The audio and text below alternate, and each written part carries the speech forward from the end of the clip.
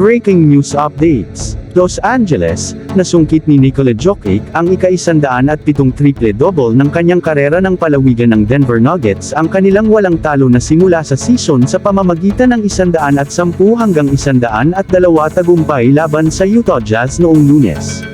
Ang Serbian star na si Jokic ay nagtapos na may 27 puntos, 11 assists at 10 rebounds sa isa pang dominanteng performance ng mga naghaharing NBA champion, na ginawa itong 4 na panalo sa 4 matapos na manguna mula simula hanggang matapos. Nanguna ang Denver ng 10 puntos pagkatapos ng unang quarter at palaging may kontrol pagkatapos, pinahaba ang kanilang kalamangan sa 17 puntos sa isang yugto sa ikatlong quarter. NBA, nang ibabaw si Jokic bilang Nuggets down Lakers, Suns lumubog Warriors. Nakatanggap si Jokic ng scoring support mula kay Aaron Gordon, na nagposte ng 21 puntos na may 7 rebounds habang si Jamal Murray ay nagdagdag ng 18 puntos, kabilang ang isang trio ng 3-pointers, sa komportableng panalo para sa Denver. Pinangunahan ni Lauri Markkanen ang Utah scoring na may 27 puntos. Sa iba pang mga laro noong Lunes, naihatid ni Stephen Curry ang kanyang ikalawang 40 puntos na laro ng season ng iruto ng Golden State Warriors ang New Orleans Pelicans 130 hanggang 102 sa kalye.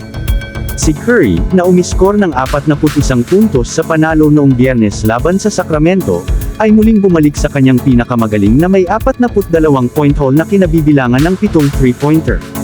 Nagdagdag ng 13 puntos mula sa bench ang bagong recruit ng Warriors na si Chris Paul, habang nagtapos din sina Moses Moody at Trayce Jackson-Davis na may tig-13. White hot, Curry. Si Warriors coach Steve Kerr ay nabigla sa pinakabagong obra maestra ni Curry. Maputi siyang mainit, sabi ni Kerr tungkol kay Curry. Nakakamangha siyang panoorin. Mas maganda siya kaysa dati sa edad na 35. Ngunit inilalagay niya ang trabaho sa bawat tag-araw, patuloy na naghahanap ng mga paraan upang maging mas mahusay, patuloy siyang naghahanap ng mga gilid sa kanyang pagsasanay, nakamamanghang panoorin. Nabuhayan din si Kerr ng ikatlong sunod na panalo ng kanyang koponan kasunod ng pagkatalo noong nakaraang linggo sa pagbubukas ng gabi sa Phoenix. Pagkatapos ng pagbubukas ng gabi, naisip ko na ito ay magtatagal, kailangan naming masanay ang mga bagong lalaki sa kung ano ang ginagawa namin, sabi ni Kerr. Hindi ka pani-walang alisin si Chris Paul sa bench bilang iyong backup point guard. Siya ay isang Hall of Famer at naglalaro pa rin sa isang hindi ka pani-walang antas. Ito ay nagbabago ng lahat kapag maaari kang magsimula ng isang laro kasama si Steph Curry, at pagkatapos ay dalhin si Chris na may mahusay na pangalawang unit. Sa Milwaukee, nagsanib sina Giannis Antetokounmpo at Damian Lillard para sa 58 puntos ng pabagsakin ng Bucks ang Miami Heat 122 hanggang 114.